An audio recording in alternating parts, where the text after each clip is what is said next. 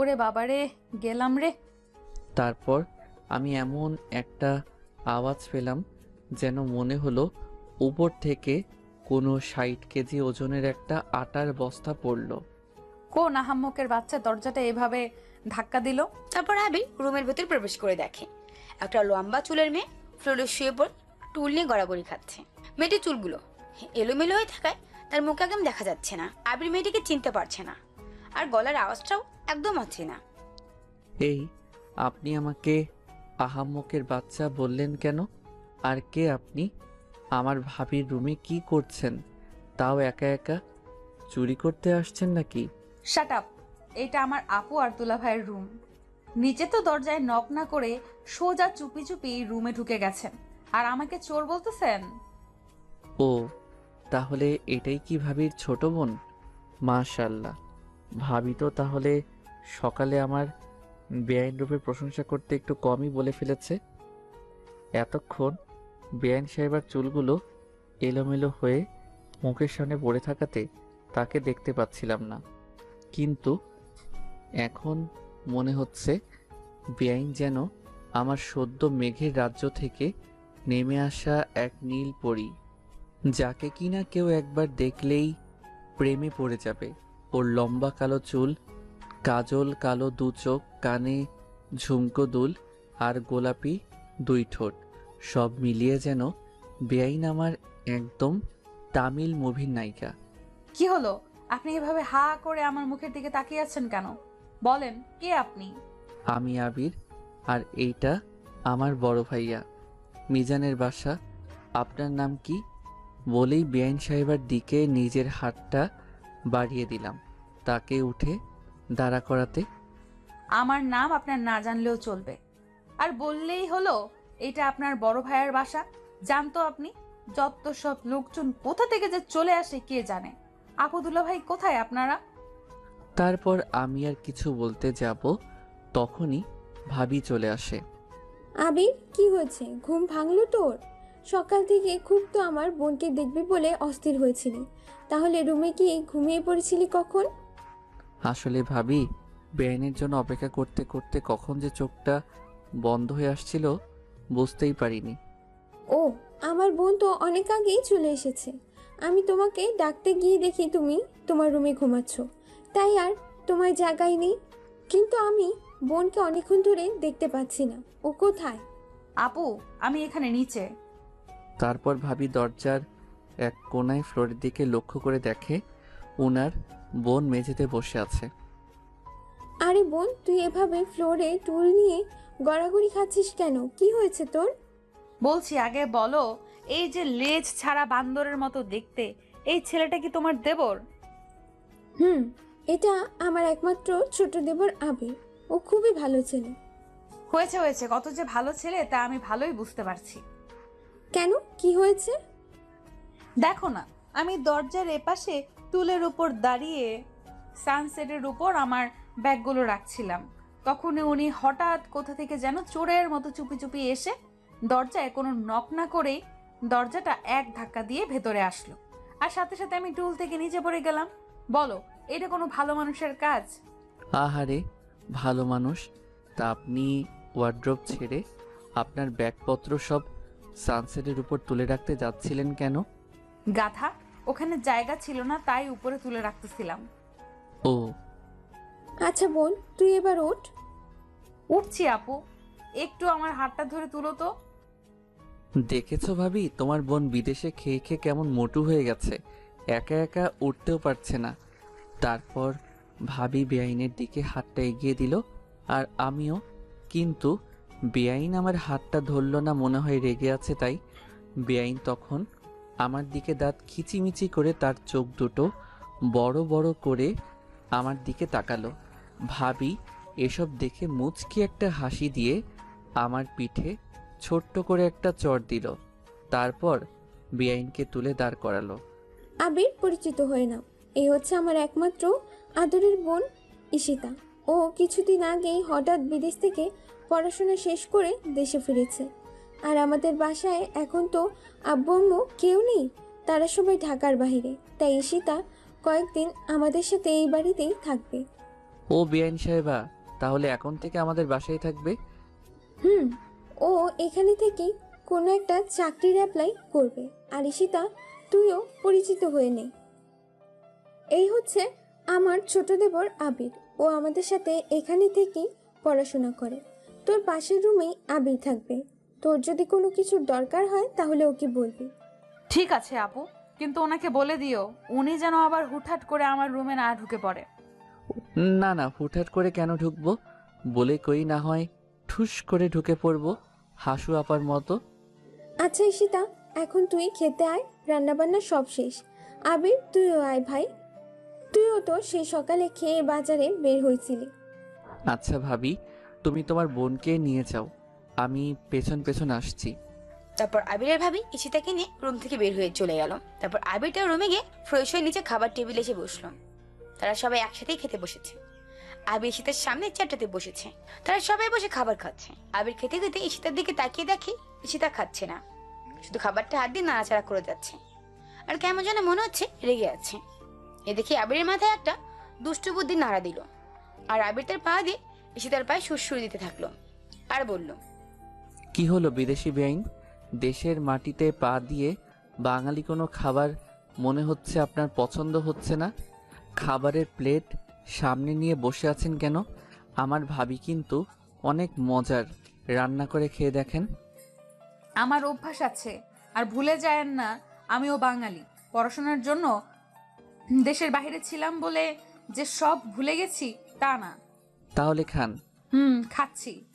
তারপর ঈশিতা আবিরের দিকে তাকিয়ে মুখ বাঁকিয়ে তারপর খাওয়া শুরু করলো। এটা দেখে আবির মনে মনে বলল, বিয়াইন আমার এখনো আমাকে মেনে নিতে পারেনি, তাই তার সাথে আর একটু মজা করা যাক। তারপর আবির প্রথমবারের মতো যখন আবার ঈশিতার পায়ে সুরসুরি দিতে যাবে, তখন ঈশিতা সেটা টের পেয়ে আবিরের পা তার পায়ের কাছে ঘেঁষতে দেখে ঈশিতা আবিরের পায়ে জোরে একটা লাথি, সাথে সাথে আবির চিৎকার করে ওঠে। আও। আবির, কি হলো ভাই? এভাবে চিৎকার করছিস কেন? কিছু না ভাবি, ওই একটু বিড়াল পায়ে খামচি দিল তাই। বিড়াল? কোথায় বিড়াল? টেবিলের নিচে ছিল, এখন চলে গেছে ভাবি। তুমি খাও। দুষ্টু কোথাকার, চুপচাপ খা। তারপর আবির খাওয়া দাওয়া শেষ করে নিজের রুমে গিয়ে একটু রেস্ট করে। এখন বাজে প্রায় 3:30। আর একটু পরে বিকেল হয়ে আসবে। আবির নিজের রুমে বসে ফোন গেমস খেলছিল। ওদিকে মাহিমা তার সব জিনিসপত্র রুমে গোছাতে থাকে আর নানান শব্দ করতে থাকে, যেগুলো আবিরের কানে সহ্য হচ্ছিল না। কখনো চেয়ার টেবিল সরানোর শব্দ, তো আবার কখনো দেয়ালে লোহা আটকানোর শব্দ। সব মিলে আবিরের জন্য বড্ড বেশি বিরক্ত লাগছে।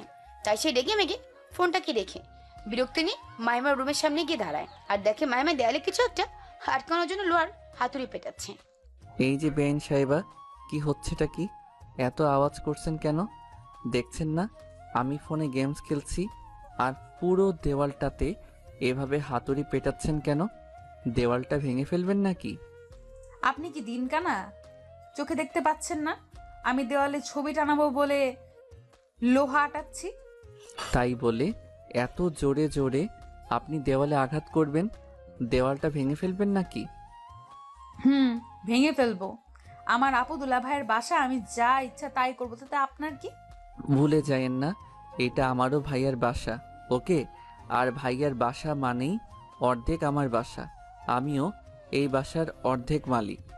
তারপর ঈশিতার সাথে তর্কাতর্কি হওয়ার পর এক পর্যায়ে ঈশিতা যেই রেগে গিয়ে আমার দিকে তার হাতে ঢাকা হাতুড়িটা ছুঁড়ে মারতে যাবে, তখনই আমি দৌড়ে সেখান থেকে কোনো রকম আমার জানটাকে বাঁচিয়ে সেখান থেকে দৌড়ে বাহিরে আসি। বাব্বা, খুব জোর বেঁচে গেছি আজকে। তারপর আবির দৌড়ে বাসা থেকে বের হয়ে তার বন্ধুদের সাথে আড্ডা দিতে খেলার মাঠে চলে যায়। আবির সেখানে গিয়ে দেখে তার বন্ধুরা সবাই মাঠের মাঝখানে গোল হয়ে বসে ফোনে গেমস খেলছে। তার মধ্যে আবির গিয়ে পৌঁছায়। কিরে মামা, তোরা সবাই আমাকে রেখেই খেলা শুরু করে দিছিস? তো কি করব, ইদানিং তোর কি কোনো পাত্তা আছে নাকি? কলেজেও দুদিন তোর আসছিস না, আর আমাদের সাথে আড্ডা দেওয়া তো দিন দিন ভুলেই যাচ্ছি। আসলে দোস্ত, এই দুদিন বাসায় একটু ব্যস্ত ছিলাম রে, তাই কলেজে আসিনি। কিন্তু তোরা তো কেউ একবারও আমার খবর নিলি না। সবাই বিয়ের আগেই কেমন যেন স্বার্থপর হয়ে গেছিস। আমরা তোকে ফোনে অনেকবার ট্রাই করছি, কিন্তু তোর ফোন বারবার সুইচ অফ বলছিল। আচ্ছা সকালে কথা বলতো, তুই অত সকালে ব্যাগ ভর্তি বাজার নিয়ে কোথায় যাচ্ছিলি? তোদের বাসায় কি কোনো অনুষ্ঠান হচ্ছে নাকি? আরে না, অনুষ্ঠান ওসব কিছুই না। আসলে কাল আমার ভাবির ছোট বোন আসছে, তাই সকাল সকাল ভাবি আমাকে বাজারে পাঠিয়েছিল। তোর ভাবির ছোট বোন মানে কি বলছিস? তোর ভাইয়ের বিয়ে তো আমরা সবাই গিয়েছিলাম। কই, তখন তো তোর ভাবির কোনো বোনকে দেখলাম না। এখন আবার বোন আসলো কোথা থেকে? আমিও তো তোমার বেআইনকে আগে কখনো দেখিনি, আজকেই প্রথম দেখলাম। আর উনি নাকি এতদিন পড়াশোনার জন্য দেশের বাইরে ছিল, কিছুদিন হলো দেশে ফিরেছে। ও আচ্ছা, তা এতক্ষণ তুই বাসায় তোর বেআইনকে নিয়ে পড়ছিলি বুঝি? তা তোর বেআইনকে দেখতে কেমন রে?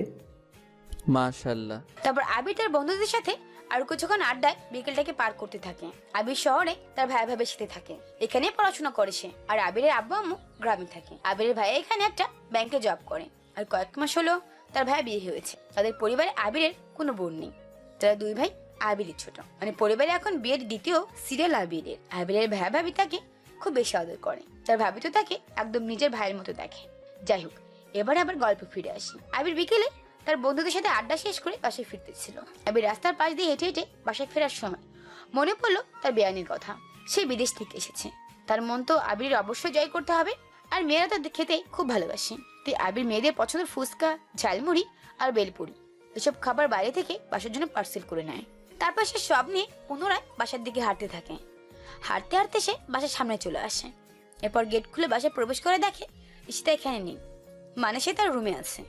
তারপর আবির তার ভাবিকে খুঁজতে থাকে আর দেখে তার ভাবি কিচেনে দাঁড়িয়ে সবজি কাটছে।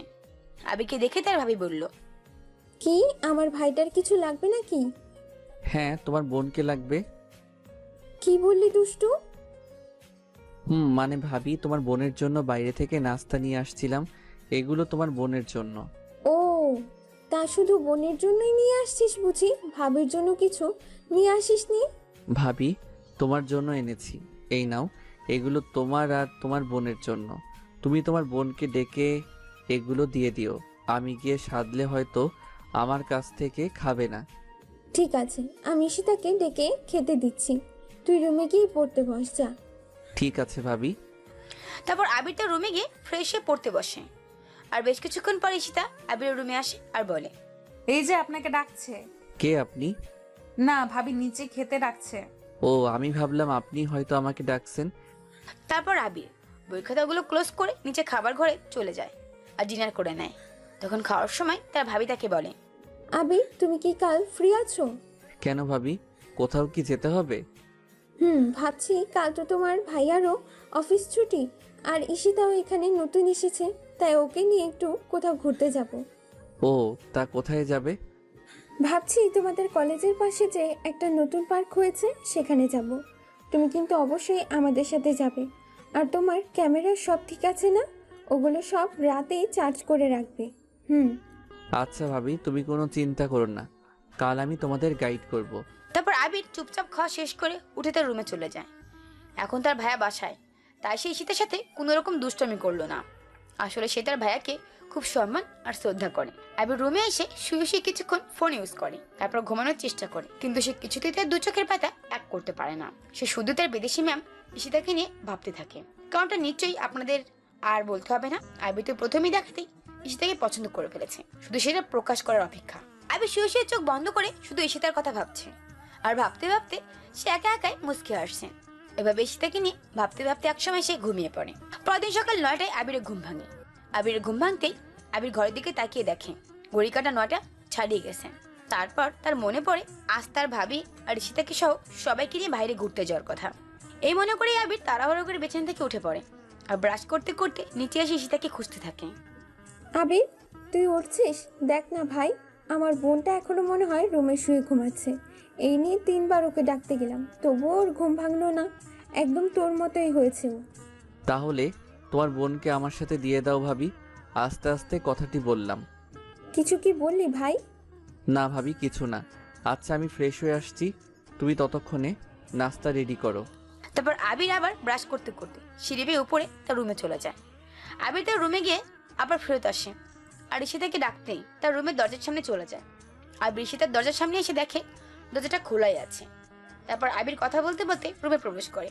আবির রুমে প্রবেশ করে দেখে ঈশিতা একটা বালিশ বুকের মধ্যে জড়িয়ে ধরে শান্তির ঘুম দিচ্ছে। ঈশিতা ফ্যানের হাওয়াতে ঈশিতার চুলগুলো একটু একটু উড়ে এসে ঈশিতার গালে মুখে পড়ছে। আবির তো ঈশিতাকে এভাবে দেখে আবারও তার প্রেমে পড়ে যায়।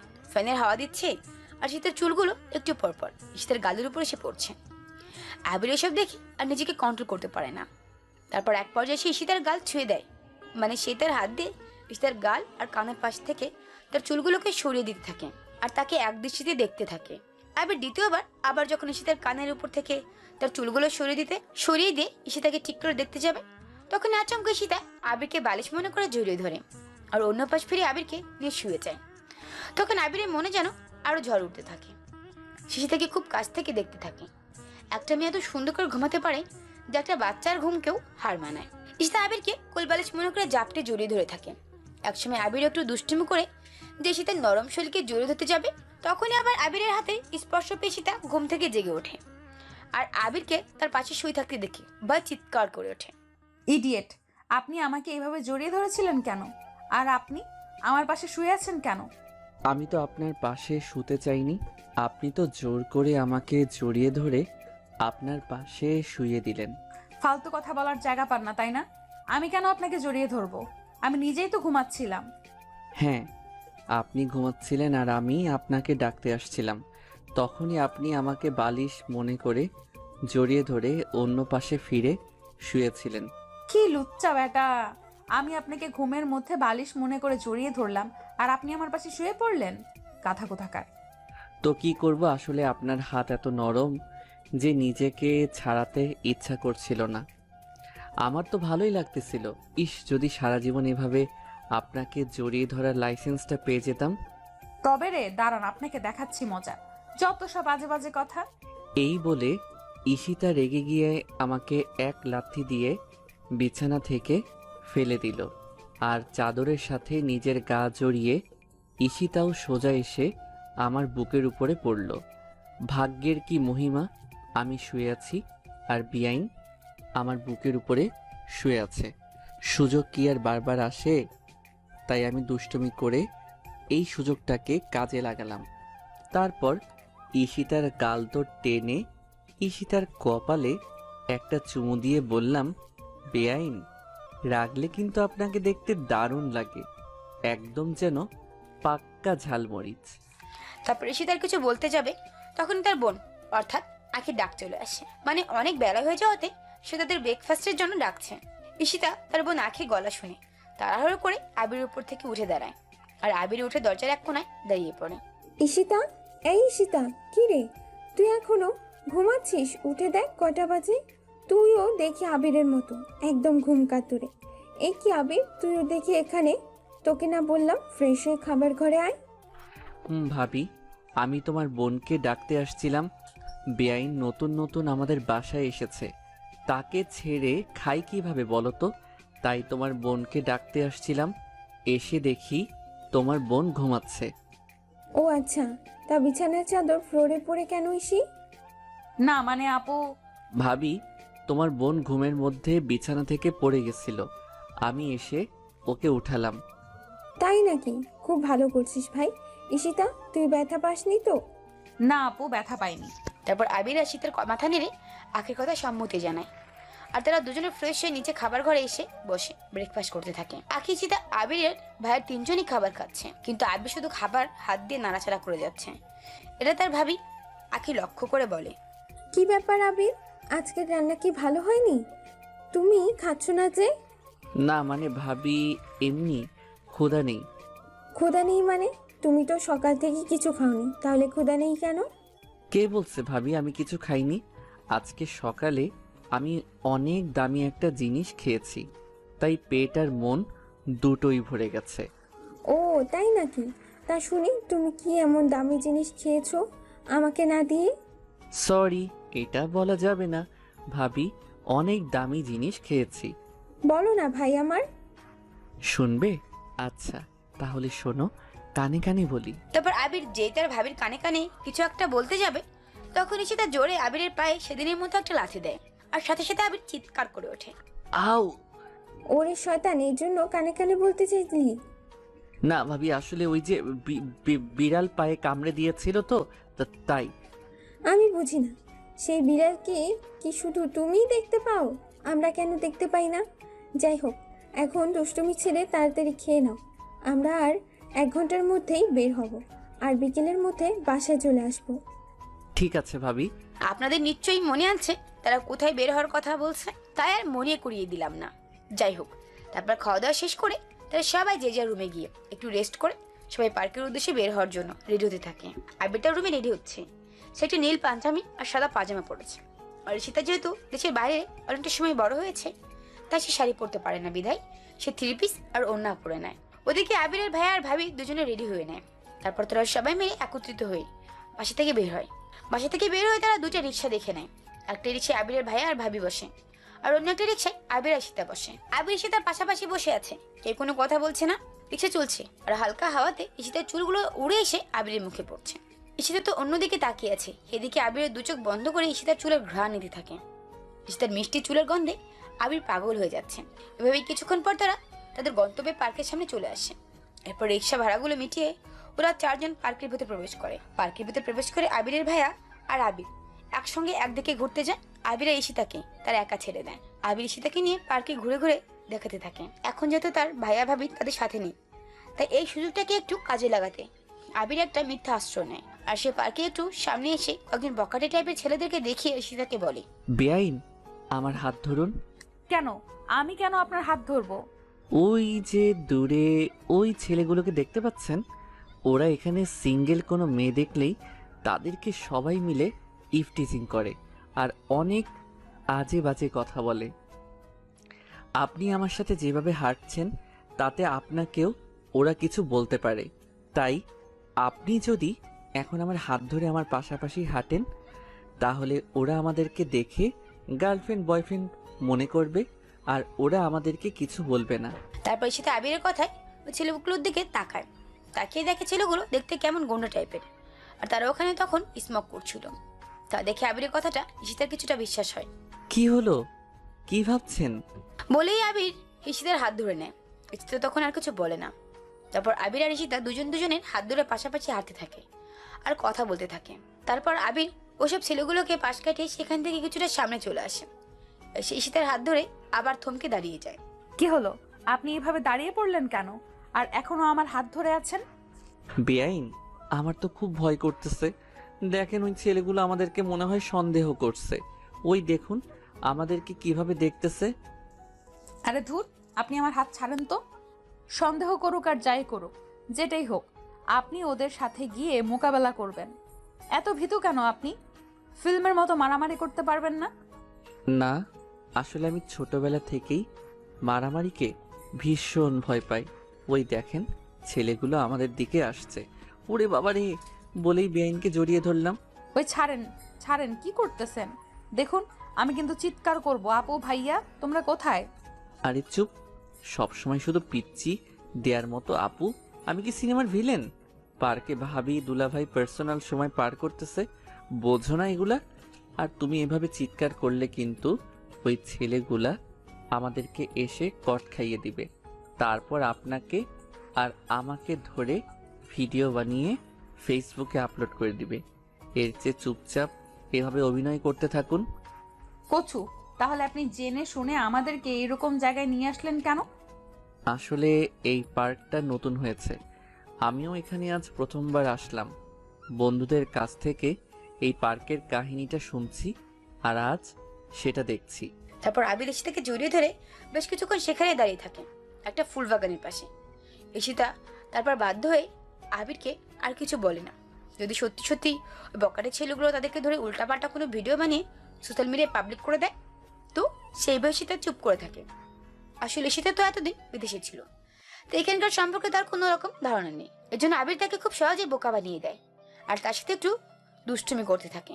এভাবে প্রায় কয়েক মিনিট পার হয়ে যায়। তারপর আবির ঈশিতাকে ছাড়ে না। এদিকে ঈশিতা তো রাগ এবার উচ্চ লেভেলে সীমে পৌঁছে যায়। সে রেগে গিয়ে আবিরকে জোরে একটা ধাক্কা দেয়। আবির সাথে সাথে মাটিতে গড়িয়ে পড়ে, কিন্তু সে কোনো আওয়াজ দেয় না। এটা দেখে ঈশিতা একটু ঘাবড়ে যায়। আবার আবিরের কোনো কিছু হয়ে গেল না তো? এভাবে সে আবিরের বুকে হাত দিয়ে আবিরকে ডাকতে থাকে। আসলে আবির ঈশিতার বুকে ঘুমিয়ে পড়েছে, যেটা ঈশিতা এখন বুঝতে পারছে। ঈশিতার ডাকে ঘুম ছাড়ে আবিরের। ইতর বানর বদমাইশ জানোয়ার ছেলে, আপনি আমাকে মিথ্যে বলে জড়িয়ে ধরেছিলেন, তাই না? আর আমার বুকেই ঘুমিয়ে পড়েছেন। আমি তো আপু আর দুলাভাইকে সব বলে দেব। সরি বেআইন, আসলে আপনার সাথে একটু মজা করছিলাম। আর আমি ইচ্ছে করে আপনার বুকে ঘুমিয়ে পড়িনি। আসলে আপনার শরীর এতটা নরম যে আমার ঘুম চলে আসছিল। হোয়াট? এটাকে মজা বলে নাকি? দাঁড়ান, আমিও তাহলে একটু মজা করি আপনার সাথে। বলেই আমি আবিরের হাত ধরে ওর হাত জোরে একটা কামড় বসিয়ে দিলাম। আউ! ও মা গো, ও ভাবি গো, তুমি আমাকে কার সাথে রেখে গেলে গো? দেখো তোমার এই ডাইনি বোন আমার রক্ত খেয়ে নিচ্ছে। আউ! কি এত বড় কথা? আমি ডাইনি না? দাঁড়ান, আপনার হচ্ছে। এরপর আমি আবিরের হাত ছেড়ে দিয়ে আবিরের পিঠে জোরে জোরে কিল ঘুষি মারতে থাকি। কত বড় সাহস! এই ছেলে আমাকে মিথ্যে বলে ভয় দেখিয়ে জড়িয়ে ধরে, আবার আমাকে ডাইনিও বলে। বেআইন ছাড়েন না আমাকে। এভাবে আমাকে মারধর করলে কিন্তু আপনার কপালে আর জামাই জুটবে না। এখনো আমার পেছনে সব সময় 10-12টা ছেলে ঘুরঘুর করে, বুঝেছেন? বুঝেছি।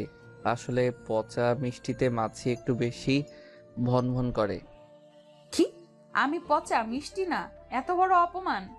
বলেই বেআইন সাহেবা আশেপাশে তাকিয়ে কি যেন খুঁজতে থাকে। এই রে, এবার মনে হয় আমি গেছি।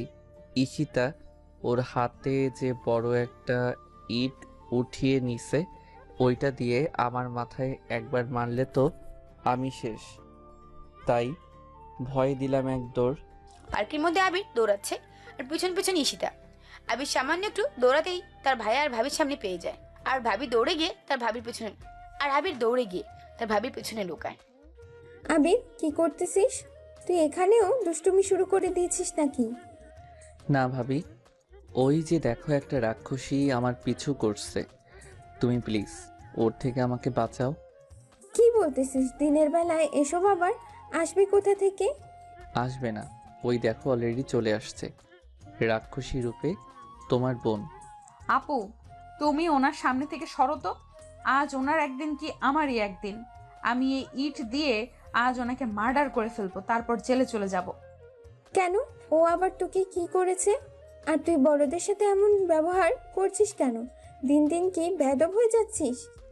খুব তো ওনার সাইড নিয়ে কথা বলতেছো। তুমি কি ওনার বোন নাকি আমার?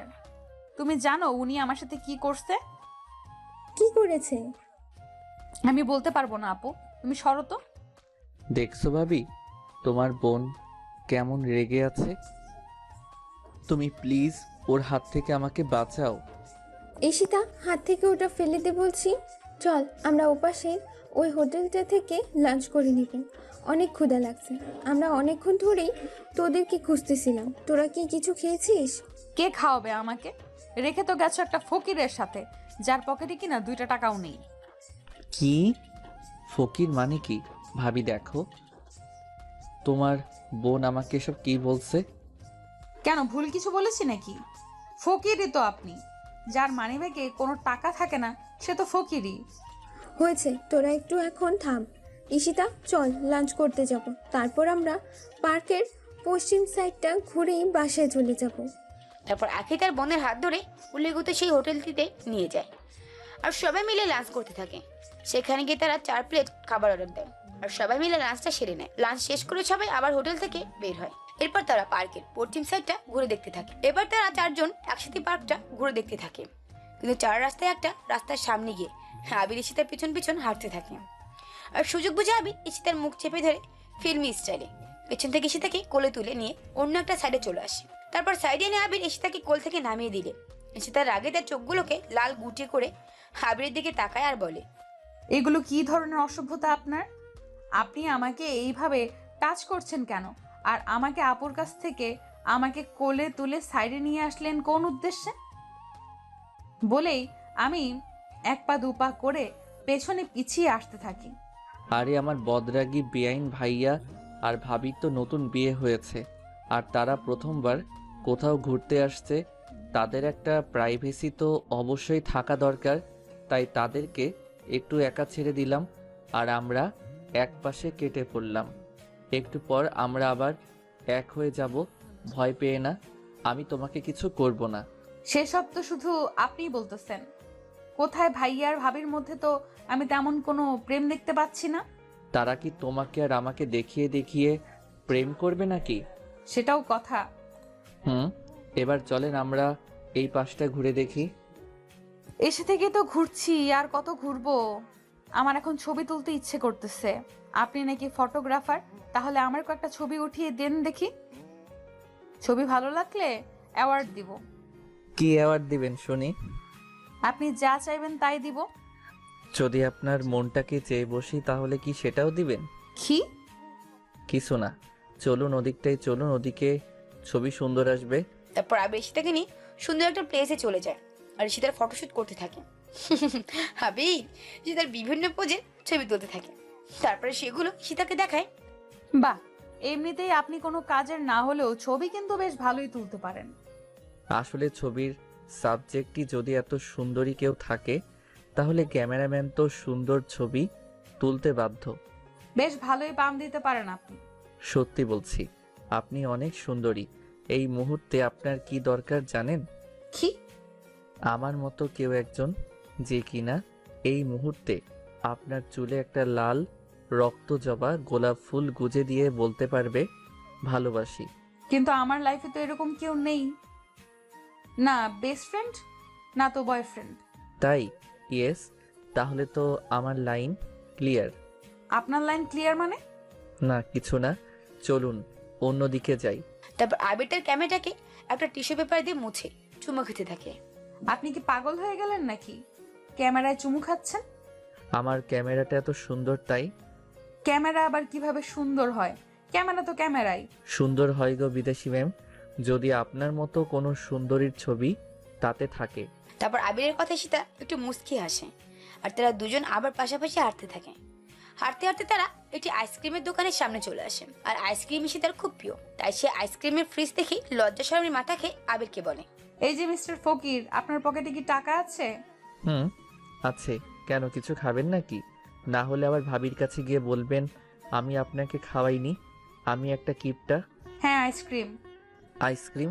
ওকে, আপনি দাঁড়ান, আমি নিয়ে আসছি। তারপর আবির ঈশিতাকে ওখানে দাঁড় করিয়ে রেখে একটা আইসক্রিম নিয়ে আসে আর ঈশিতার হাতে দেয়। নিন। একটা কেন, আপনি খাবেন না নাকি? পকেটে টাকা শেষ। আপনি বললে পুরো আইসক্রিমের দোকানটাই আপনার জন্য কিনে নিয়ে আসতে পারবো, আর আমি এসব বাচ্চাদের খাবার খাই না। নিজে মনে হয় বুইড়া বেটা। তারপর একটা ব্রেঞ্চে বসে ঈশিতা আইসক্রিম খেতে থাকে আর আবির তার দিকে তাকিয়ে দেখতে থাকে।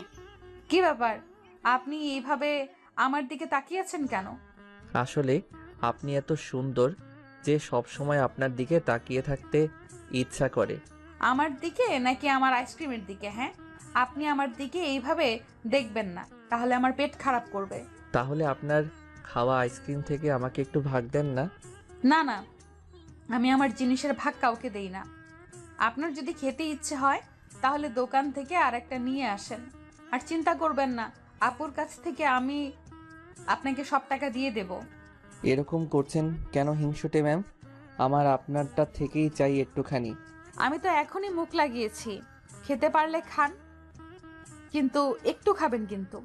সমস্যা নেই বলেই আমি ঈশিতার হাতের উপর আমার হাত দিয়ে ধরে ওর হাতের আইসক্রিমটাতে একটা কামড় বসিয়ে দিলাম, আর কামড়ে পুরো আইসক্রিমটাই ভেঙে গেল।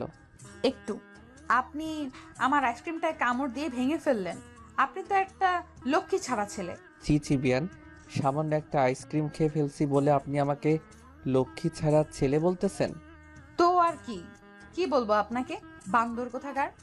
তারপর তাদের মধ্যে একটু ফাইটিং হয়ে যায় আর ওরা একে অপরের চুল ধরে তখন টানাটানি করত। এর মধ্যে সেখানে ওদের ভাইয়া আর ভাবির সাথে আবার দেখা হয়।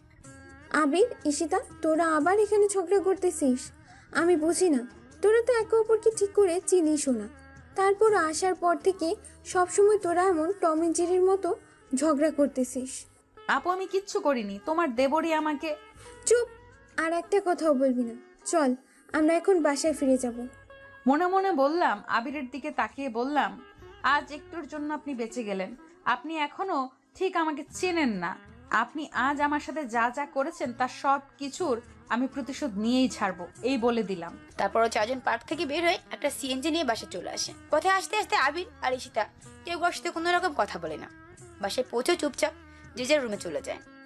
এখন বাজে বিকেল 4টা। আবির তার রুমে গিয়ে ফ্রেশ চেঞ্জ করে সাইকেল নিয়ে বের হয়ে কলেজ মাঠের উদ্দেশ্যে তার বন্ধুদের কাছে। আবির মাঠে এসে তার বন্ধুদের সাথে মিশে যায়। কিরে দোস্ত, আমাদের অভিনয় কেমন ছিল বল? ও হ্যাঁ, আপনাদেরকে তো না বললে তো বুঝবেন না। পার্কে আবির যে বকাটে ছেলেগুলোকে দেখিয়ে ঈশিতাকে ভয় পাওয়া হয়েছিল, সেই ছেলেগুলো আসলে আবিরের বন্ধু ছিল। আর এই সবই ছিল আবিরের প্ল্যান। ওরা সবাই আবিরের প্ল্যান মতোই ওখানে কাজ করছিল। অসাধারণ অভিনয় করেছিস তোরা। ঈশিতা তো বুঝতেই পারেনি যে তোরা আমার বন্ধু ছিলি। ওর সত্যি অনেক ভয় পেয়ে গেছিল। ও তাই নাকি? কিন্তু যাই বলিস মামা, তোর ব্যান্ড কিন্তু দেখতে মাশাল্লাহ, তোর সাথে খুব ভালোই মানিয়েছিল। ওই নজর দিবি না, ওইটা আমার জিনিস। যাব বাবা, আমি তো তোর সাথেই ওকে মানিয়েছিল বললাম। যাই হোক, কোনোটাই বলবি না ওকে নিয়ে। ঠিক আছে, তা বল সারাদিন কেমন ঘুরলি আজকে? অনেক ভালো, কিন্তু বেআইনকে এখনো আমার মনের কথাটা বলতে পারিনি রে দোস্ত। কেন? আমরা সবাই তো তোর কথা মতো কাজ করলাম তোকে সুযোগ করে দিতে। তাছাড়া আজ পার্কে তো তোরা দুজন একসাথেই ছিলি, প্রাইভেট সময় পার করতেছিলি, তারপরও তুই কিছু বলিসনি কেন? এরকম সুযোগ কি দ্বিতীয়বার আর পাবি পাগল? সে হয়তো পাবো না, কিন্তু এত তাড়াতাড়ি কাউকে কখনো মনের কথা বলা যায় না রে পাগলা। তবে তোরা দেখে নিস, বেআইনকে যখন একবার আমার মনে ধরেছে, তখন বেআইনকে আমি আর হাতছাড়া করব না। আজ না হয় কাল উনাকে আমি নিজের করেই ছাড়বো। তাহলে তুই বরং সেই আশাতেই থাক, এর আগে আবার অন্য কেউ যেন তোর পাখিকে নিয়ে উড়াল না দেয়। দোয়া করি আল্লাহ যেন তোর মনের আশা পূর্ণ করে দেয়। কি বলিস তোরা সবাই? তারপর আবির সেখানে তার বন্ধুদের সাথে আরো বেশ কিছুক্ষণ সময় আড্ডায় পার করতে থাকে। সেখানে তারা অনেক এনজয় করে। আজ আবিরের মনটা যেন বেশ ফুরফুরা লাগছে, কারণ সারাদিন সে তার পছন্দের মানুষের সাথে ছিল, আর সারা বিকেলটা তার প্রাণের বন্ধুগুলোর সাথে। তারা এভাবে বেশ কিছুক্ষণ একসাথে আড্ডা দেওয়ার পর সন্ধে হয়ে আসে। তারপর যে যার বাসায় চলে যায়। আবির সেখান থেকে আড্ডা শেষ করে তাদের বাসার উদ্দেশ্যে রওনা দেয়। এরপর সে বাসায় চলে আসে। বাসায় এসে সে তার রুমে চলে যায়। আমি গল্পের শুরু দিকেই বলেছিলাম আবিরের রুম আর ঈশিতার রুম পাশাপাশি। আবির রুমে প্রবেশ করতে দেখে ঈশিতা তার রুমে ড্রেসিং টেবিলের আয়নায় সামনে দাঁড়িয়ে দাঁড়িয়ে চুল আঁচড়াচ্ছে। আবির তখন মনে মনে বলে, এই মেয়ে তো তাকে প্রায় সময়ই বান্দর বলে ডাকে, তাই এটার একটু প্রতিশোধ নিতে হবে। তাই আবির ঈশিতার সাথে আবার একটু দুষ্টুমি শুরু করে। তখন আবির একটু মাতালের মতো অভিনয় করে ঈশিতার রুমে প্রবেশ করে, আর ঈশিতাকে পেছন থেকে জড়িয়ে ধরে কোলে তুলে নেয়, আর কোলে নিয়ে ঈশিতাকে জোরে জোরে ঘোরাতে থাকে। তারপর ঈশিতা চিৎকার করতে থাকে আর পুরো মাথা ঘোরাচ্ছে। তারপর আবির থেমে যায়, কিন্তু ঈশিতাকে কোল থেকে নামায় না। শয়তান বান্দর ইতর বিলাই হনুমান, আপনি আমাকে এভাবে জড়িয়ে ধরে কোলে নিয়ে ঘোরাচ্ছেন কেন? ইডিয়েট কোথাকার! ও বেআইন আপনি? আমি তো ভাবিকে মনে করে আপনাকে জড়িয়ে ধরছি। আর আপনি আমার রুমে কেন? নেশা করে আসছেন নাকি? ভালো করে তাকিয়ে দেখেন, এটা আমার রুম। ও হ্যাঁ, তাই তো। এর মধ্যে সেখানে আবিরের ভাবি আঁকে চলে আসে। কি রে ঈশিতা, তুই চিৎকার করলি কেন? কি হয়েছে? এই, তুই আবিরের কোলে কি করিস? তারপর আমি ভাবিকে দেখে লজ্জা পেয়ে সাথে সাথে ঈশিতাকে কোল থেকে ছেড়ে দিলাম, আর চোখের পলকের মধ্যে ঈশিতা ফ্লোরে পড়ে গেল। আও আপু, তোমার দেবর এটা কি পাগল নাকি? উনি কোথা থেকে হঠাৎ এসে আমাকে পেছন থেকে জড়িয়ে ধরে কোলে তুলে পাগলের মতো ঘোরাচ্ছিল, আর বলতেছিল উনি নাকি তোমাকে ভেবে আমাকে জড়িয়ে ধরছে। হ্যাঁ ভাবি, আমি ভাবছি এইটা তুমি। আসলে তোমাদের দু বোনের হাইট তো একই সমান, তাই একটু কনফিউজ হয়ে গেছিলাম। সরি সরি বেআইন সাহেবা। কিসের বেআইন বেআইন? দেখুন, আমার কিন্তু এইসব একদম পছন্দ না। কিছু কিছু জিনিস নিজের পছন্দ না হলেও অন্যের জন্য সেটাকে পছন্দ করে নিতে হয়। আচ্ছা ভাবি, আমি গেলাম, তুমি তোমার বোনকে সামলাও। তারপর আবির ঠোঁটে শীষ বাজাতে বাজাতে দুলতে দুলতে ঈশিতার রুম থেকে বের হয়, আর নিজের রুমে গিয়ে ডোর লক করে দেয়। আপু, তোমার এই বজ্জাত দেবর আমার সাথে কি করলো দেখলে? আমি এখানে আসার পর থেকেই উনি আমার পেছনে পড়ে আছে। আমি এইভাবে আর এখানে থাকতে পারবো না। এই বাসায় হয়তো উনি থাকবে, নয়তো আমি। তুমি আজকে ওনাকে বাসা থেকে বের করে দাও। দেখ বোন, এই বাসায় তোর যেমন অধিকার আছে, তেমনি ওরও সমান অধিকার আছে। আমি তো কাউকে কিছু বলতে পারবো না। আচ্ছা, আমি দেখছি কি করা যায়। তারপর আখিও সেখান থেকে চলে যায়, আর ঈশিতা তো রুমে বসে বই পড়তে থাকে।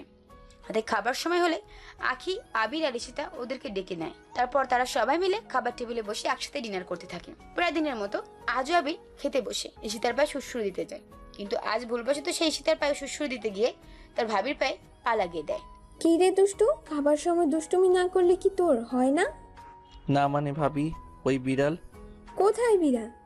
দুষ্টু একটা, চুপচাপ খাতো।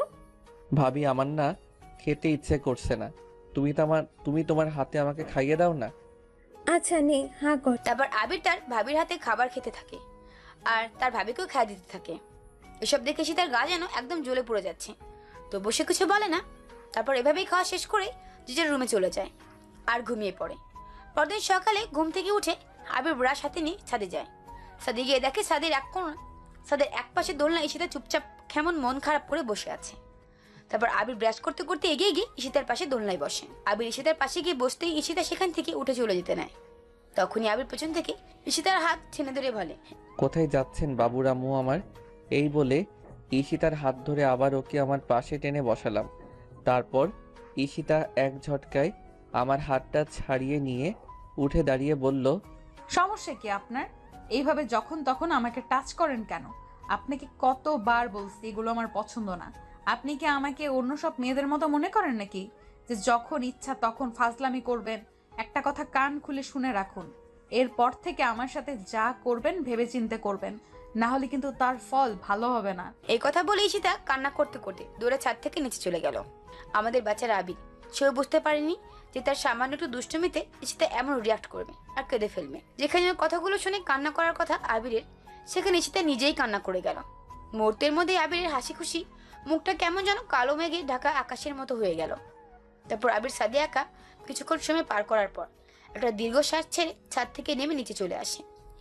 আবির ছাদ থেকে নিচে নেমে এসে তার রুমে প্রবেশ করতেই তার ভাবিকে সামনে দাঁড়িয়ে থাকতে দেখে। আবির, কাজটা কিন্তু তুমি মোটেও ঠিক করোনি। আমার ভাবতেও ঘৃণা হচ্ছে।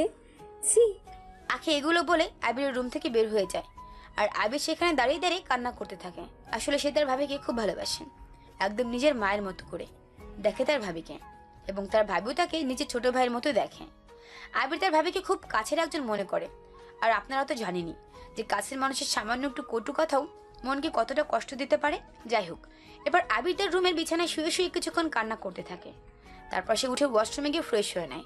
দুপুরে তার ভাবি তার রুমে খাবার সাজিয়ে রেখে যায়, কিন্তু আবির সেগুলো ছুঁয়েও দেখে না। রাতেও তার ভাবি তাকে অনেকবার খাবার খেতে ডাকে, কিন্তু সে যায় না। তারপর তার ভাবি খাবার নিয়ে তার দরজার সামনে চলে আসে। এসে দেখে ভেতর থেকে আবিরের রুমের দরজাটা আটকানো। আবির, দরজা খোল। কেন ভাবি?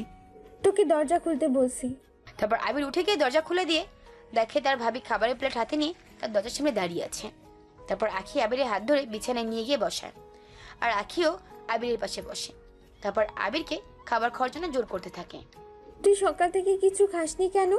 সকালে একটু বকেছি বলে আমার উপর রেগে আছিস ভাই? না ভাবি, রাখবো কেন?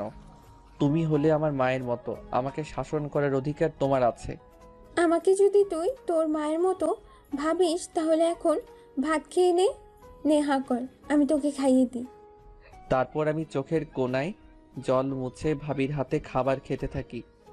তুই কেন ঈশিতার পিছনে লাগিস? ও বিদেশ থেকে পড়াশোনা কমপ্লিট করে এসেছে, ওর চয়েস আলাদা, ওর ভাবমূর্তি আলাদা। তুই কেন বুঝিস না? আমি তোকে নিজের ভাইয়ের মতো মনে করি। আমি তোদের ফ্যামিলিতে আসার পর থেকে তোর যেভাবে খুশি আমি তোকে সেভাবেই চলতে দিয়েছি। সবসময় তোকে তোর স্বাধীনতা দিয়ে আসছি। আর তুই কান্না করছিস কেন পাগল? শোন ভাই, তুই এমন কিছু কখনো করিস না যাতে আমার মান সম্মান চলে যায়। ঈশিতা এসেছে অল্প কিছুদিনের জন্য, এরপরও চলে যাবে। ওকে হাসি খুশি মুখে বিদায় দিতে পারলেই আমি বাঁচি। তুমি নিশ্চিন্তে থাকতে পারো ভাবি, আমি কখনোই তোমার মান সম্মানে আঘাত করব না। এই তো আমার লক্ষ্মী ভাইটা। বলেই ভাবি আমার কপালে একটা চুমু দিল। হয়েছে, এবার ঘুমা তুই। তারপর আখি আবিরের রুমে লাইটটা অফ করে দিয়ে রুম থেকে চলে গেল। তারপর আবির ঘুমিয়ে পড়লো। সকালে ঘুম থেকে উঠে আবির নাস্তা করতে খাবার ঘরে চলে গেল। সবাই বসে খাবার খাচ্ছে প্রতিদিনের মতো। আজও আবির আর ঈশিতা দুজন সামনাসামনি বসেছে। দুজনের প্লেটের দিকে মুখ করে খাবার খাচ্ছে, কেউ কোনো রকম দুষ্টুমি করছে না। এর মধ্যে আখি কিচেনে কি যেন আনতে চলে গেল। তখন আবির তার মাথাটা উঁচু করে ঈশিতার দিকে তাকিয়ে সরি বলে। তারপর ঈশিতা তার মাথাটা উঁচু করে আবির দিকে তাকায়। আসলে সে বোঝার চেষ্টা করে যে আবির কথাটা বললো কিনা। তারপর ঈশিতাও আবার মাথা নিচু করে আবিরকে বলে, অ্যাকচুয়ালি আমিও সরি। আমার সত্যি কাল অনেক মন খারাপ ছিল, তাই আমি আপনাকে কি না কি বলে ফেলেছি, তার জন্য আবারও সরি। It's okay. তারপর আবার ওরা দুজনে প্লেটের দিকে মুখ করে খাবার খেতে থাকে। খাওয়া শেষ করে আবির তার রুমে গিয়ে বোরিং ফিল করতে থাকে। তাই সে তার বন্ধুদেরকে কল করে তাদের আড্ডার জায়গায় ডেকে আনে। তারপর সে বাসা থেকে বের হয়। সারাটা দিন আবির বাইরে তার বন্ধুদের সাথে আড্ডা দেয়। আর সন্ধ্যায় বাসায় আসার সময় তার ভাবির জন্য তার ভাবির পছন্দের বেলপুরি সঙ্গে নিয়ে আসে। বাসায় এসে আবির তার ভাবির হাতে বেলপুরি প্যাকেটটা এগিয়ে দেয়। তারপর তার ভাবি আর তাকে সারাদিন বাইরে কাটানোর জন্য কিছু বলে না। আবির তার ভাবির হাতে বেলপুরের প্যাকেটটা ধরিয়ে দিয়ে নিজের রুমে চলে যায়। তারপর ফ্রেশ হয়ে এসে তার রুমের বসেতেই তার ভাবি খাবার নিয়ে আসে। তারপর সে খাবারটা খেয়ে ঘুমিয়ে পড়ে। পরের দিন বিকেলে আবির একটা বই হাতে নিয়ে ছাদে যায়। গিয়ে দেখে সীতা ছাদের এক কোণায় আবারও সে দোলনায় বসে আছে। আবির সীতাকে দেখে ছাদ থেকে নেমে আসতে যায়, কিন্তু সীতা কি মনে করবে এভাবে সে ছাদ থেকে নামে না। আবির ছাদের অন্য একটা পাশে গিয়ে দাঁড়িয়ে দাঁড়িয়ে বই পড়তে থাকে। দূর থেকে সীতা আবিরকে দেখতে থাকে, কিন্তু আবির ঈশিতার দিকে একবারও তাকায় না, কথাও বলে না। তারপর রাতে তারা একসাথে খাবার ঘরে টেবিলে বসে খাবার খেতে থাকে। তখন টেবিলের নিচে আবিরের পায়ের সাথে ঈশিতার পায়ে ধাক্কা লাগে। প্রথমবার পা লাগাতে আবির ভাবে ঈশিতা হয়তো অনিচ্ছাকৃতভাবে তার পায়ের সাথে পা লাগাচ্ছে, কিন্তু না, দ্বিতীয়বার আবারও আবিরের পায়ের সাথে পা ছুঁয়ে দেয় ঈশিতা আর মুচকি হাসতে থাকে। আবির বুঝতে পারছে না ঈশিতা কি ইচ্ছে করেই সবকিছু করছে নাকি অনিচ্ছাকৃত। তারপর আবির তার পা সরিয়ে নেয় আর খাওয়া শেষ করে তার রুমে চলে আসে। পরদিন সকাল সকাল ঘুম ভাঙে আবিরের। তারপর আবির প্রতিদিনের মতো ঘুম থেকে উঠে ছাদের দোলনায় দোল খেতে খেতে রোদ্দুর উপভোগ করতে চলে যায়, কিন্তু গিয়ে দেখে ঈশিতা সেখানে দোলনায় বসা। আবির এত সকাল সকাল ঈশিতাকে ছাদের দোলনায় বসে থাকতে দেখে আশ্চর্য হয়ে যায়। আসলে ঈশিতা তো এত সকাল সকাল ঘুম থেকে ওঠে না, তাহলে এখন এখানে কিভাবে? তারপর আবির ঈশিতার সাথে কোনো কথা বলে না, সে ছাদের এক কোণায় গিয়ে দাঁড়িয়ে পড়ে আর কিছুক্ষণ পর তার পাশে কাউকে অনুভব করে। তারপর আবির পেছন তাকিয়ে দেখে ঈশিতা তার পেছনে দাঁড়ানো। কি করছেন? কিছু না, এই বলেই আমি ছাদ থেকে নেমে আসলাম। এরপর আবির ছাদ থেকে নেমে আসে। হয়তো ঈশিতা তাকে আর কিছু বলতো, কিন্তু সে ঈশিতাকে আর কিছু বলার সুযোগ দেয় না। তারপর আবির ওয়াশরুমে গিয়ে ফ্রেশ হয়ে নেয় আর ব্রেকফাস্ট করে কলেজের উদ্দেশ্যে বের হয়ে পড়ে। বিকেলে সে বাসায় আসে। বিকেলে আবির বাসায় এসে দরজা নক করতেই ঈশিতা এসে দরজা খুলে দেয়। তারপর আবির ঈশিতাকে পাশ কাটিয়ে ভেতরে প্রবেশ করে আর তার রুমে চলে যায়। আবির রুমে গিয়ে ফ্রেশ হয়ে ওয়াশরুম থেকে বের হতেই তার রুমে আঁখি ঈশিতাকে প্রবেশ করে। ভাবি, তুমি কিছু বলবে? আমার একটা কাজ করে দাও না। ঈশিতা তো এখানে আরও কদিন থাকবে, তাই ওকে সাথে নিয়ে একটু মার্কেটে গিয়ে ওর পছন্দের কয়েকটা ড্রেস কিনে নিয়ে এসো না। ভাবি, আমি তো সবেমাত্র কলেজ থেকে ফিরলাম, আমার এখন ভালো লাগছে না। তুমি দারোয়ান চাচাকে বলো ওনার সাথে যেতে। কি? আমি দারোয়ান চাচার সাথে যাব শপিং করতে? চাই না, আমার লাগবে না কোনো শপিং করা। এই বলে সীতা রেগে হনহন করে আবিরের রুম থেকে বের হয়ে গেল। লক্ষ্মী ভাই আমার, প্লিজ যাও না ওর সাথে। আমি ওকে বাইরে একা ছাড়তে পারবো না। বাবা অনেক বিশেষ করে ওকে আমার কাছে পাঠিয়েছে। ওর কোনো কিছু হয়ে গেলে তখন আমি বাবাকে কি জবাব দিব বলো? আচ্ছা, ওনাকে রেডি হতে বলো।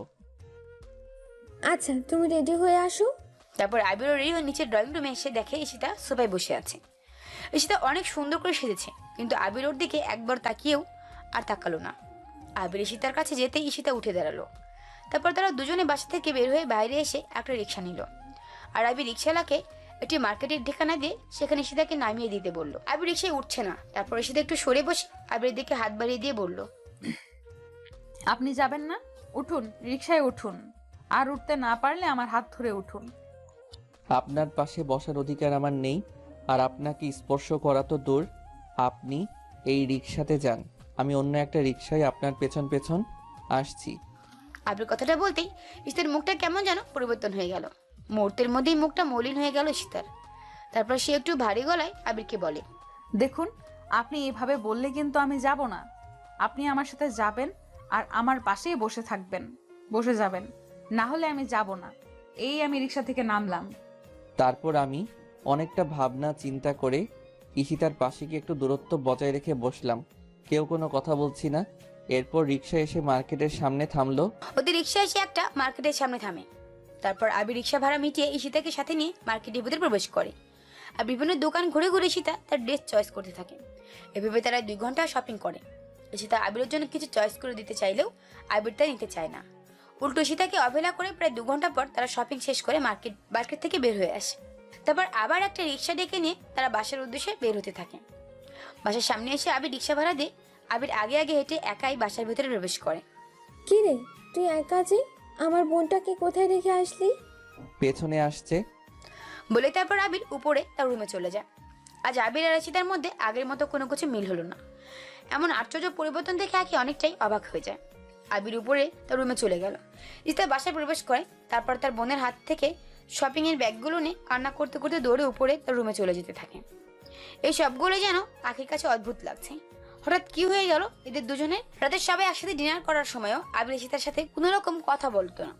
কোনো রকম কথা বলা তো দূর, তার দিকে তাকালো অবধি না। চুপচাপ সবাই ডিনার করে যে যার রুমে চলে গেল। আবির নিজের রুমে গিয়ে শুয়ে পড়ে, কিন্তু কিছুতে তখন রুমে ভালো লাগতেছিল না। তাই সে একটু একাকিত্ব ছেড়ে কোলাহল একটা পরিবেশের জন্য উঠে ছাদে চলে গেল। আবির ছাদে গিয়ে ছাদের এক কোণায় দাঁড়িয়ে দাঁড়িয়ে আকাশের চাঁদের দিকে মুখ করে তাকিয়ে আছে, আর নিজের মনের কথাগুলো সব ওই আকাশের চাঁদকেই শোনাতে থাকে। ঠিক তখন পেছন থেকে কেউ বলে ওঠে, কষ্ট দিতে ভালোই জানেন, খুব এড়িয়ে চলছেন আমাকে, তাই না? আমি হঠাৎ ঈশিতার এমন কথায় বেশ চমকে গেলাম। তারপর পেছনে তাকিয়ে দেখি ঈশিতাই দাঁড়িয়ে। আপনি এত রাতে এখানে কি করছেন? আপনার অবহেলাগুলো আর নিতে পারছিলাম না, তাই ছাদ থেকে লাফ দিতে আসছিলাম। কেন এরকম করছেন আমার সাথে? আমাকে কেন এত এড়িয়ে চলছেন? সেদিনের ব্যবহারের জন্য আমি তো আপনার কাছে সরি বলেছি। সেদিন আমার কাছের এক বান্ধবী রাইসের অ্যাক্সিডেন্ট হয়েছিল, আরও হসপিটালে ভর্তি ছিল, তাই আমি অনেক টেনশনে ছিলাম। আর সেই সময় আপনি সকাল সকাল এসে আমার সাথে দুষ্টুমি করতেছিলেন, তাই আমার মাথা ঠিক ছিল না, যা ইচ্ছা তাই বলে দিয়েছি। আমি চুপচাপ ওর সামনে দাঁড়িয়ে আছি, কোনো কথা বলছি না। ছোটবেলা থেকেই বাবা মার অনেক আদরে বড় হয়েছি আমি, তাই কেউ যদি আমাকে অবহেলা করে তাহলে আমি সেটা নিতে পারি না। বুঝলাম, আপনি সেদিন টেনশনে ছিলেন আর আপনার মন খারাপ ছিল, আর না বুঝেও কারো মন ভালো করার চেষ্টাকে বুঝি দুষ্টমি বলে। সরি, আমি আসলে বুঝতে পারিনি। ভাবির কাছে বিচার দিয়েছিলেন কেন? আমি আপুর কাছে বিচার দিয়েছি। থাকার মিথ্যা বলতে হবে না। জানেন তো, কাছের মানুষগুলোর সামান্যটুকু কথাও অন্তরে গিয়ে আঘাত করে। প্লিজ বিশ্বাস করেন, আমি আপুকে কিছু বলিনি। আমার বিশ্বাসে আপনার কি এসে যায়? যাই হোক, বাদ দিন, আমি এসব ভুলে গেছি, আপনিও ভুলে যান। তাহলে আপনি আমাকে আপনি আপনি কেন বলছেন? আর আপনি আমার কাছে আসছেন না কেন? এভাবে আমাকে এড়িয়েই বা চলছেন কেন? সবাইকে তুমি বলা যায় না, আর আপনার কাছাকাছি আসতে যে অধিকারের প্রয়োজন আছে সেটা আমার নেই। আমি রুমে যাচ্ছি। এত রাতে আমাদের দুজনকে কেউ ছাদে দেখলে খারাপ মাইন্ড করবে। আপনিও যান, রুমে গিয়ে শুয়ে পড়ুন। বলেই আমি ছাদ থেকে নেমে নিচের রুমে চলে আসলাম। পেছন থেকে ঈশিতা আমাকে ডেকে বলল, শুনুন। ইস্তার কণ্ঠ যেন কেমন ভারী হয়ে আসছে, হয়তো এখন কান্না করে দিবে। ও আবির তাই সেখানে তার ডাকে আর সাড়া না দিয়ে নিজের রুমে এসে শুয়ে ঘুমিয়ে পড়লো। পরদিন সকালে ব্রেকফাস্টের সময় ইস্তিতা তার বোন আখিকে আবিরকে দেখিয়ে বলে, আপু, সেদিন কি আমি তোমাকে ওনার সম্বন্ধে কিছু বলেছিলাম? না তো, কেন? তাহলে তুমি ওনাকে বকেছো কেন? তুমি জানো তোমার বকাতে উনি আমাকে এখন কতটা এড়িয়ে চলে। উনি আমার সাথে ঠিক করে কথা অবধি বলে না এখন। বারে, তুই তো সেদিন কান্না করতে করতে ছাদ থেকে নেমে আসলি। তারপর আমি ছাদের কোণে ওকে দিয়ে দেখি আবির সেখানে দাঁড়িয়ে। ভাবলাম আবির হয়তো তোকে কিছু বলেছে, তাই ওকে একটু বকে দিয়েছিলাম, কিন্তু দেখেছেন, আমি আপনার সম্বন্ধে আপুর কাছে কিচ্ছু বলিনি। বলেই ঈশিতা কান্না করতে করতে প্লেটে হাত ধুয়ে খাবারটা না খেয়ে টেবিল থেকে উঠে চলে গেল। আবির, তোমার আর ঈশিতার মধ্যে কি কিছু হয়েছে? না ভাবি, কিছু হয়নি। তারপর আমিও প্লেটে হাত ধুয়ে খাবার এঁটো করে সেখান থেকে উঠে বাসা থেকে বের হয়ে চলে আসলাম। আবির মন খারাপ করে বাসা থেকে বের হয়ে বাইরে আসতেই দেখে তার বন্ধু বাঁধন তাদের বাসায় আসছে। কিরে, তুই কোথায় যাচ্ছিস? আমি তো তোর কাছেই আসলাম। আমিও তো তোর কাছেই যাচ্ছিলাম। আচ্ছা বল, তুই কেন আসছিলি? কি দরকার? আমার তোর নোট খাতাটা একটু দরকার। সেদিন ক্লাসের স্যার যে পড়াগুলো নোট করে দিয়েছিল সেগুলো আমি হারিয়ে ফেলেছি, তাই তোর খাতাটা নিতে আসলাম। আমি সেগুলো লিখে নিয়ে তোকে আবার ফেরত দিয়ে দেবো। ও আচ্ছা, তাহলে চল, ভেতরে চল। তারপর আবির তার বন্ধু বাঁধনকে নিয়ে বাসার ভেতরে আসে আর তাকে তার রুমে নিয়ে যায়। প্রথমেই বলছি, আবির আর ঈশিতার রুম পাশাপাশি। আবির তার বন্ধু বাঁধনকে রুমে নিয়ে যাওয়ার সময় তার বন্ধু ঈশিতাকে ওর রুমে দেখতে পায় আর জিজ্ঞেস করে, দোস্ত, ওই মেয়েটা কে? বিদেশি ম্যাম। ও বুঝেছি, ভাবি তাহলে তোর সামনের রুমই থাকে। চুপ শালা, চুপচাপ যেটা নিতে এসেছিস সেটা নিয়ে বিদায় হ। ফালতু কথাবার্তা একদম বলিস না। তারপর আবির তার বন্ধুকে তার নোটটা দিয়ে তার সাথেই বাসা থেকে আবারও বের হয়ে আসে। তারপর আবির বাঁধনের বাসায় এসে ওর সাথেই চলে যায়। আবির সারাদিন সেখানেই কাটায়। এরপর সন্ধ্যা হয়ে আসলে তার ভাবি তাকে কল দেয়। হ্যালো আবির ভাই, কোথায় তুই? সন্ধ্যা হয়ে গেল, এখনো বাসায় আসছিস না? তাড়াতাড়ি বাসায়, এক্ষুনি। আসছি ভাবি। তারপর আবির তার বন্ধুদের বাসা থেকে বের হয়ে তাদের বাসার উদ্দেশ্যে হাঁটা দেয়। আর একটু পর সে তাদের বাসায় প্রবেশ করে। বাসায় প্রবেশ করতেই আখির আম্মু অর্থাৎ আবিরের ভাবির মা এসে দরজা খুলে দেয়, মানে তারা এখানে কিছুক্ষণ আগে এসেছে তাদের ছোট মেশিটাকে নিয়ে যেতে। তারপর আবির তার আন্টিকে সালাম করে তার সাথে কিছুক্ষণ কথা বলে ভেতরে তার রুমে চলে যায়। রাতে আবির নিচে খাবার খেতে যায় না। আসলে সে একটু লাজুক টাইপের। বাইরে থেকে কোনো অতিথি কেউ আসলে তাদের সামনে খুব একটা বেশি যায় না আবির। তারপর তার ভাবি আখি আবিরের রুমে খাবার সাজিয়ে দিয়ে যায়, আর আবির সেগুলো খাওয়া শেষে বিছানায় শুয়ে শুয়ে রেস্ট করতে থাকে। তখন হঠাৎ কেউ তার রুমে এসে ভেতর থেকে দরজা বন্ধ করে দেয়, আর তার সামনে এসে দাঁড়ায়। তখন আবির তাকিয়ে দেখে ঈশিতা। আপনার এত অহংকার কেন? কি বলতে চাও? আমি কখন অহংকার করলাম? কেন এমন করছেন আমার সাথে? কেন এত অবহেলা করছেন? কিসের শাস্তি দিচ্ছেন আমায়? আমি আর পারছি না। কি বলছো এসব? কে তোমাকে অবহেলা করলো? আপনি। শুধু শুধু আমাকে মিথ্যা দোষ দিচ্ছ। আমি কেন তোমাকে অবহেলা করব? আমি তোমার কে? কি বললেন? আপনি আমার কেউ না। না, তা বলছি না। আমি তোমার বেয়াই আর কি। কেন, আপনি কি আমাকে ভালোবাসেন না? এর মধ্যে আবার ভালোবাসা আসলো কোথা থেকে? কথা ঘোরাবেন না, যা বলছি সেটার উত্তর দিবেন। কিসের উত্তর? তুমি কি বলতেছো কিছু তো বুঝতে পারতেছি না। মন খারাপ হয়ে যাচ্ছে কিন্তু, এখন কিন্তু কান্না করে দিব। সে যাই করুন, কিন্তু এখন রুমের দরজাটা আগে খুলে দিন। বাসায় সবাই আছে, কেউ ভুলেও যদি আমাদেরকে একসাথে এক রুমে টের পেয়ে যায় তাহলে মান সম্মান বলতে কিছুই আর থাকবে না। বলেই আমি দরজার দিকে যেই দরজাটা খুলতে এগিয়ে যাব তখনই পেছন থেকে ঈশিতা আমার হাত ধরে এক ধাক্কা দিয়ে আমাকে বিছানায় শুইয়ে দেয়। আমি ছোটবেলা থেকেই আমার আম্মুর কাছে একটা কথা শুনেছি, বড়রা ঠিকই বলে, সোজা আঙুলে ঘৃণা উঠলে আঙুলটা বাঁকাতে হয়। এবার আমাকে সেই আঙুলটাই বাঁকাতে হবে। এই আমি তোমাকে কি করেছি? আপনি কিছু করেননি, কিন্তু এখন আমি অনেক কিছু করব। এখন আমি একটা ছোট্ট করে চিৎকার করব, আর তারপর আপনার সব অহংকার শেষ হয়ে যাবে। হি হি হি। আরে কি আশ্চর্য, আমি কি করেছি? কিছুই তো করেননি। তাহলে এসব কি বলতেছো?